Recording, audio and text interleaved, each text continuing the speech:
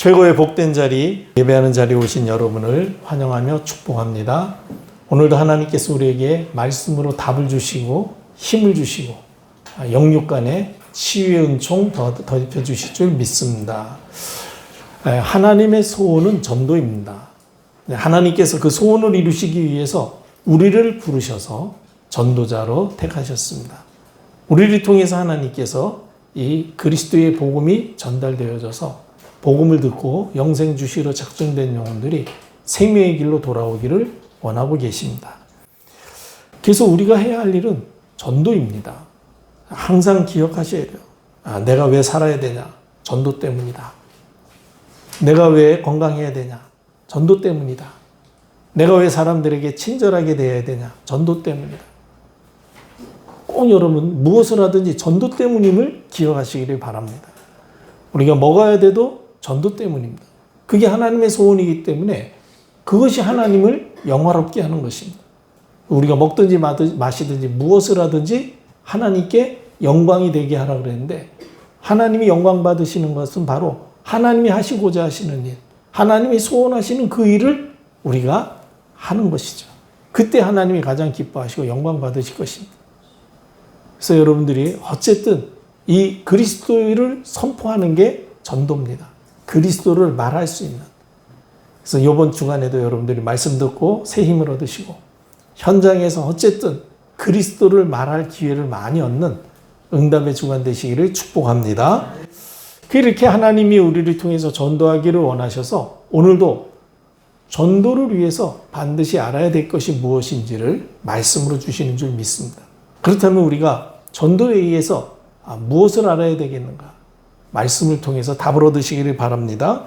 무엇을 알아야 됩니까? 오늘 세상은 점점 발전하는데 우리 사람 사는 데에만 어려움이 오고 사람들이 점점 영적 문제, 정신 문제로 시달리는 일들이 급증하고 있다는 것입니다. 우리가 알다시피 오늘날 세상은 4차 산업시대라고 그러죠. 4차 산업시대가 열리고 AI 시대가 열리면서 급속도로 발전하고 있습니다. 이제는 인공지능이 우리 삶 속에 들어와서 우리 생활 전반에 영향을 끼치고 있습니다. 예전에는 실험실 안에만 존재하던 이론적인 기술이 이제는 우리 생활 속에 실제로 들어왔어요. 그래서 우리 손 안에 스마트폰으로 심지어는 냉장고까지도 이제는 인공지능이 다 들어가 있지 않습니까? 단순히 똑똑한 기계가 아니라 이제는 우리와 함께 생각하고 느끼고 우리 선택하는 그런 시대가 되었습니다. 그래서 이제는 친구가 없어도 진이니 이런 애한테 진이야 하고 물어보면은 대답해 주고요. 우리가 알지 못하는 지식까지도 다 그 정보를 취합해 가지고 전해주고 있습니다. 우리보다 우리를 더 잘하는 기술들이 점점 확산되고 확장되고 있습니다. 어디를 운행할 때에도 자동차 운행할 때에도 카카오맵 같은 거 치면은 이 교통이 어디가 막히는지 거기까지 이동하는 데 있어서 어느 길로 가면은 최적의 길이 되는지 그런 것들을 자기가 다 알아서 그렇게 정보를 제공해 주고 안내해 줍니다. 이런 시대가 됐어요. 그래서 사람들이 지금 하기 어렵고 힘든 일들을 로봇이라든지 인공지능이 대체하고 있습니다. 4차 혁명 시대의 대동맥이라고 하는 이동통신 5세대 이동통신 5G라고 그러죠. 이 5세대 이동통신 시대가 또 시작되어졌습니다. 그래서 이제는 가상현실이 구현되고 있어요. 그래서 가상의 현실의 공간을 만들어 놓고 그 안에 들어가서 막 활동하고 또 가상의 현실에서 사람을 만나고 싶은 사람 만들어가지고 가가지고 대화하고 그런 것들이 지금 막 시행되고 있습니다. 그리고 자율주행차 운전자 없이도 그냥 다니는 그런 차들이 상용화되는 시대가 온 것입니다. 이렇게 과학이 발전해서 사람 살기가 좋아질 것처럼 보여지는데 문제는 과학이 발전했음에도 불구하고 사람 살기는 더 어려워진 시대가 됐다는 거예요. 오히려 여러 가지 정신질환으로 인해서 사람들이 지금 고통당하고 있습니다. 어제 아랫게에도 제가 잠깐 보도를 보니까 현직 경찰이 정신질환에 시달려가지고 그래가지고 막 30cm가 넘는 칼을 양손에 들고, 그래도 다행히 사람을 향해서 하지 않고 가로수에다가, 그래가지고 깜짝 놀래가지고 사람들이 신고해가지고 경찰들이 와가지고 붙잡았거든요. 그래가지고 조사해보니까 자기네 경찰서 소속의 경찰인 거예요. 그런데 정신질환으로 병가를 내가지고 치료 중에 있었는데, 근데 제대로 다 치료를 받지 못한 채 그렇게 나와가지고, 그래도 다행히 사람이 다치지 않아서 다행인데, 그런 보도를 보면서 그 경찰을 채용할 때 그런 부분들까지도 다 자격, 그렇죠? 다 심사하고 했을 텐데도 여자 경찰이던데 순경인 거 보니까 나이도 젊겠죠. 무슨 문제가 있는지 몰라도 하여간 거기에 시달리다가 그런 끔찍한 그런 일들이 일어나고 있는 것을 우리가 보도를 통해서 볼 수 있습니다. 정신 문제로 시달리는 사람, 또 이제 우리나라도 마약 청정국이라고 말할 수가 없잖아요. 이제는 이 마약 우리나라에서도 환자가 점점 증가하고 있고 이런저런 중독자들이 지금 많아지고 있는 것입니다. 그리고 우리의 소득은 증가하고 있다고 통계는 나오는데 막상 우리 살기는 너무나 어렵고 힘들어지고 있습니다. 그리고 우리 삶의 문제는 점점 다양하고 복잡해지고 있지 않습니까? 해결하기 점점 힘든 문제들이 다가오고 있습니다. 왜 그렇습니까? 사람들이 눈에 보이는 것만 따라가다가 눈에 보이지 않는 사단의 함정, 올무, 덫에 딱 사로잡혔기 때문에 그래요.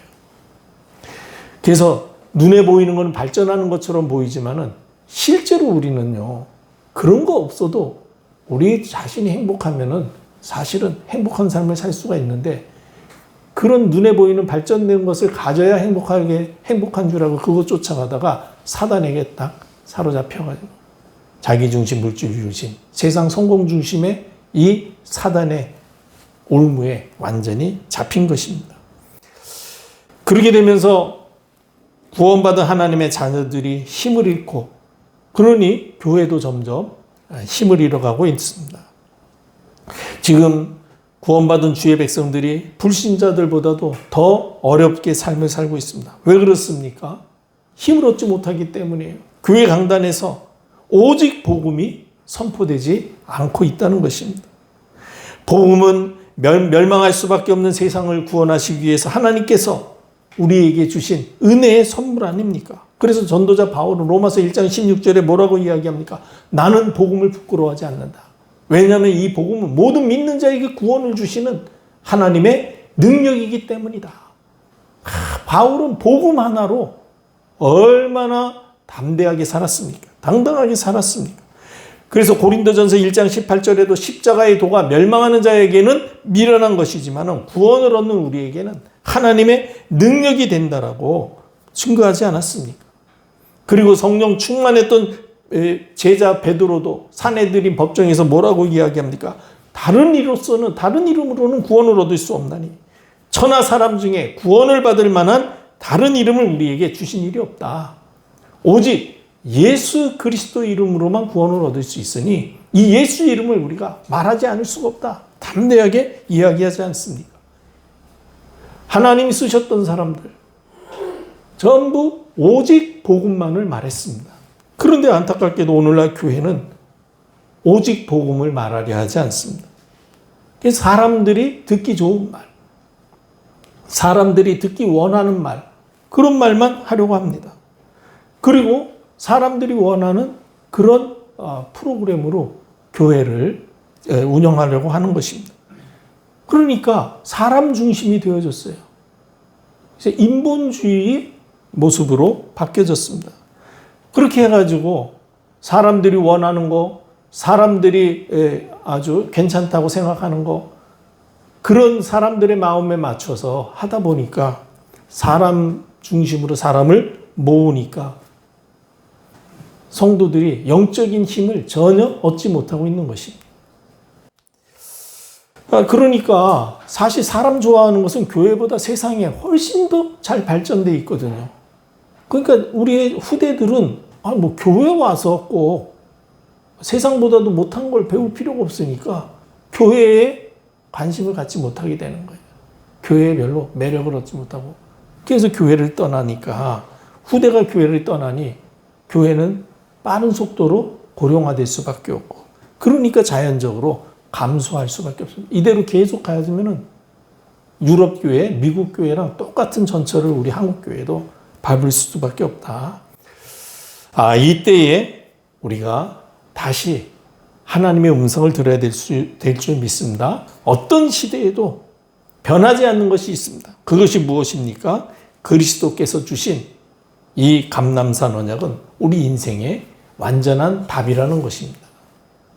세상이 암만 발전하고 암만 좋아져도 사람들이 태어나면서부터 가지고 오는 이 영적인 근본 문제는 절대로 해결할 수가 없습니다. 세상에 수많은 종교가 있지만은 저주와 재앙을 가져다 주는 사단을 이기는 길은 오직 주 예수 그리스도께서 감람산에서 주신 언약밖에 없음을 믿으시기를 바랍니다.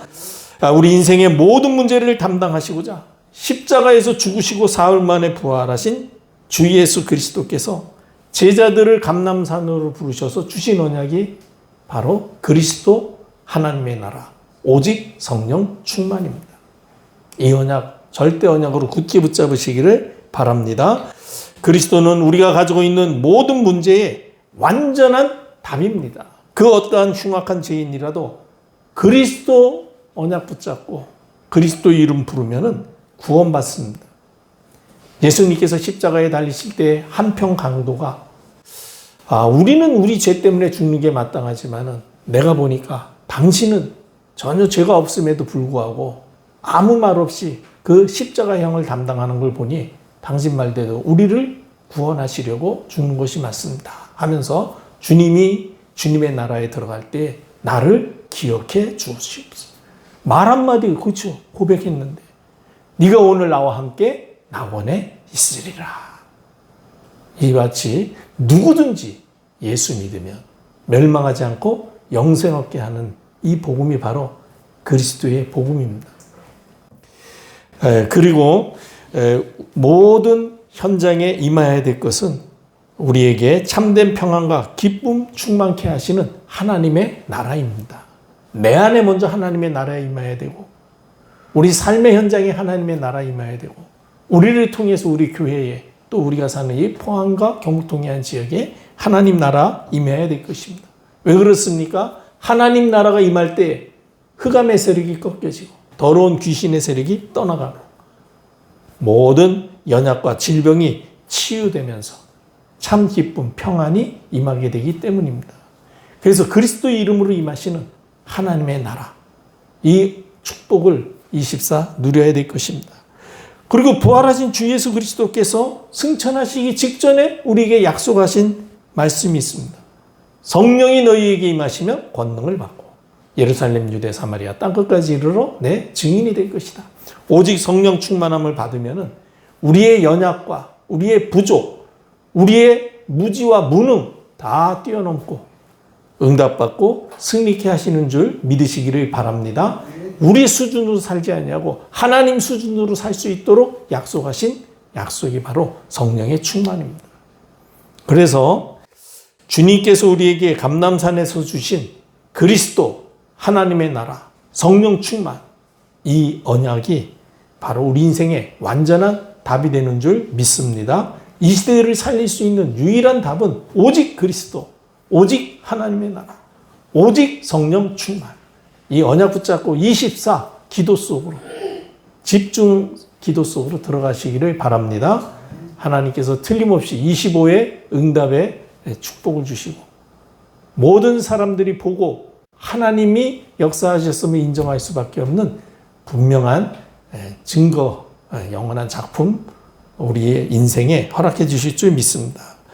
자, 그렇다면 우리가 전도를 위해서 알아야 될 것을 알기 위해서는 어떻게 해야 되겠습니까? 하나님의 말씀을 통해서 세상을 볼 수 있는 눈이 열려야 됩니다.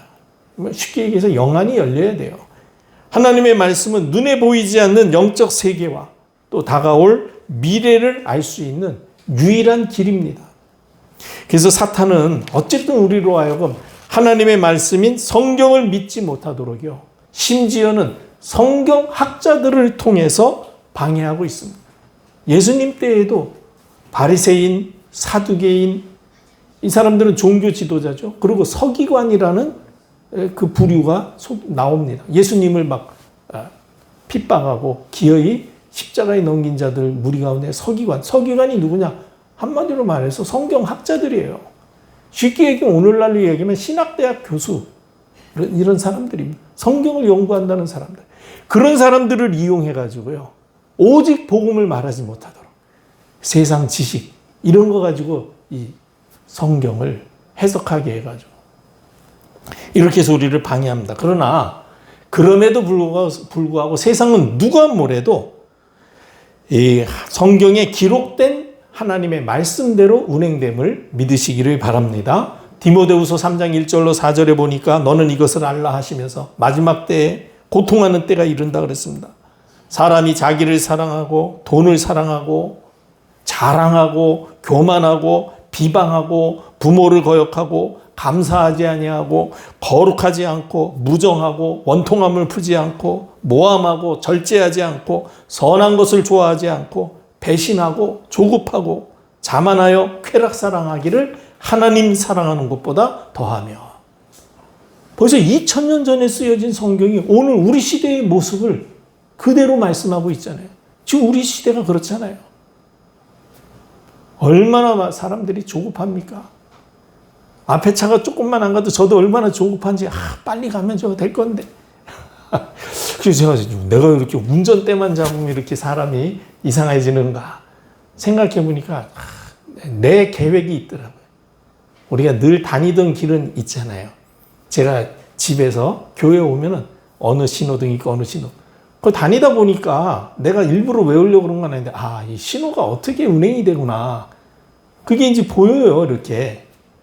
그러니까, 여기서 조금만 빨리 가면 저 신호를 잘 받아서 진행이 될 텐데, 뭐 새벽에는 잘 다니는데, 낮에 나오면 앞에 차들이 있거든요. 근데 저 차가 내 맘 같지가 않아.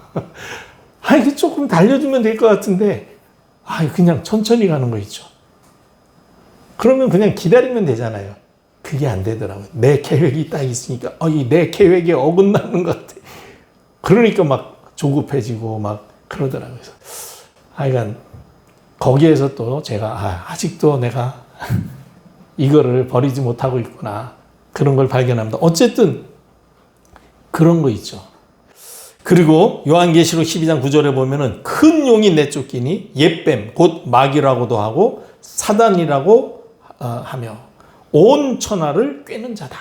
성경에 분명히 그렇게 우리로 하여금 마지막 때에 하나님 사랑하는 것보다 쾌락을 더 사랑하게 살도록 만드는 그 존재가 바로 사단임을, 그리고 그 사단이 활동하고 있음을 우리에게 말해주고 있는 것입니다.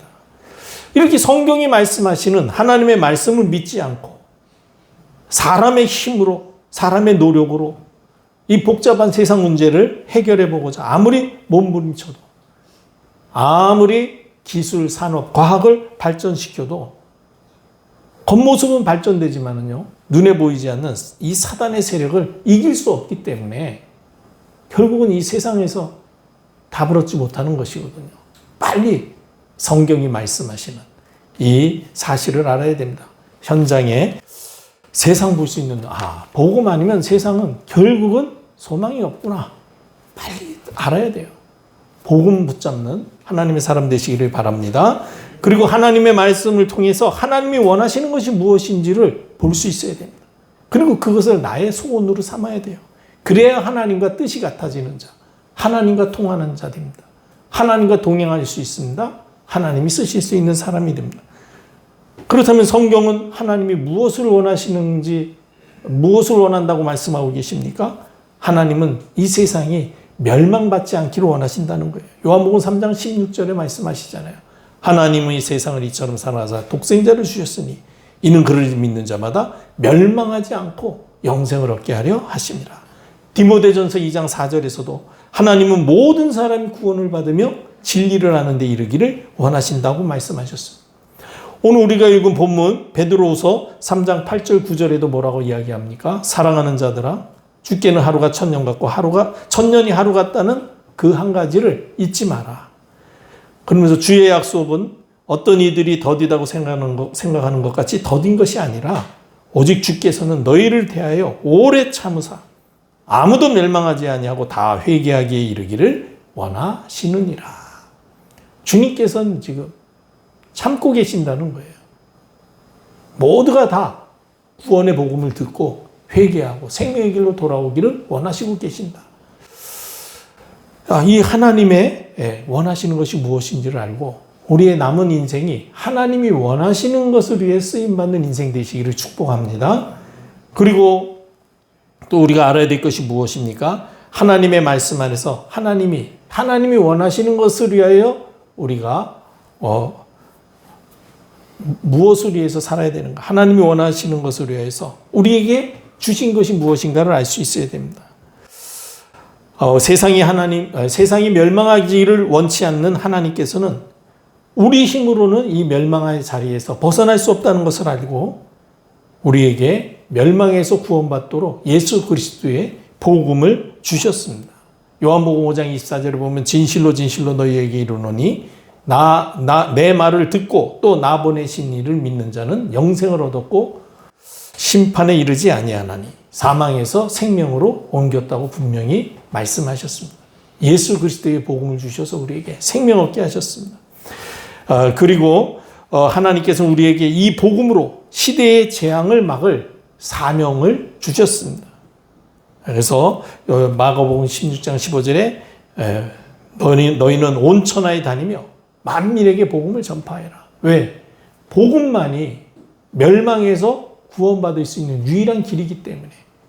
그래서 이 복음을 지금 사람들이 듣지 못하고 있기 때문에 그 사람들이 복음을 듣고 멸망에서 생명으로 돌아오도록, 사망에서 생명으로 돌아오도록 복음을 전파하는 이 일을 우리에게 맡기신 거예요.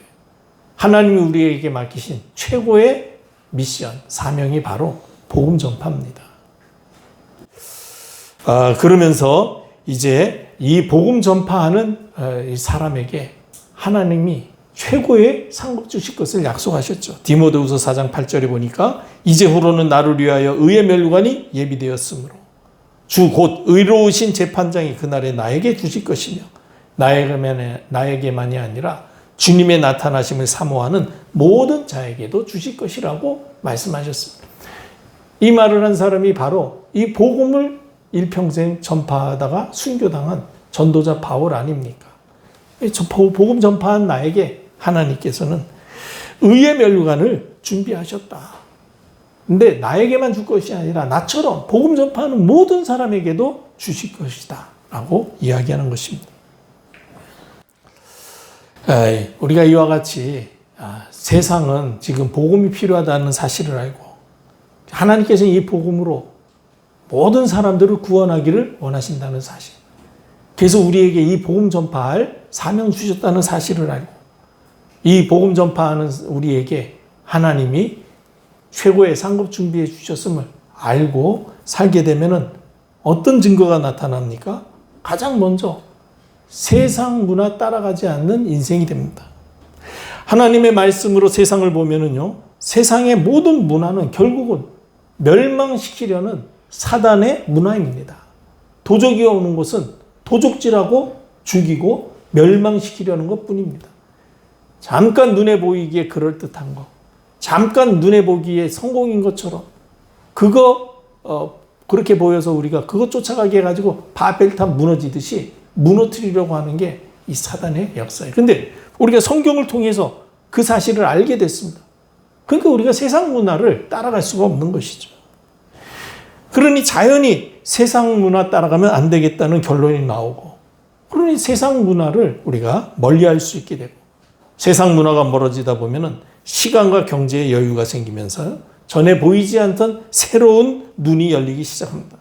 말씀 안에서 살아계신 하나님이 보이고 말씀으로 우리를 인도하시는 하나님을 보면서 우리가 복음으로 행복한 삶을 살게 되는 것이죠.